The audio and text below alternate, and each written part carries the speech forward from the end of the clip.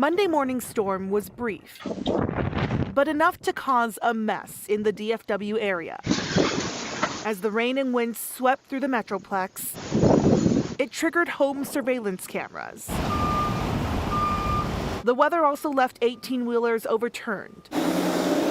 2 in Denton on 35, police say, were blown over by the wind, hitting a pickup truck. Another tractor trailer in Irving on 635 caused an oil spill. High-profile vehicles, of course, are susceptible to the wind, but even low vehicles at a high rate of speed become more susceptible to the wind. Daniel Armbruster with AAA Texas says they get an increase in service calls even with the slightest rain. Wet weather contributes to about 1.2 million crashes annually.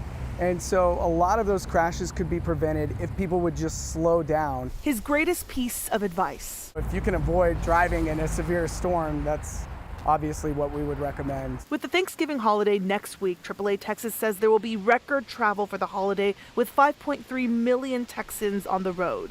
They are already expecting a lot of calls with or without bad weather. We're going to see 19,000 calls for service just from Tuesday to Monday here in Texas. They can only hope it stays calmer than today. I want somebody for you. I'm Tiffany Lear.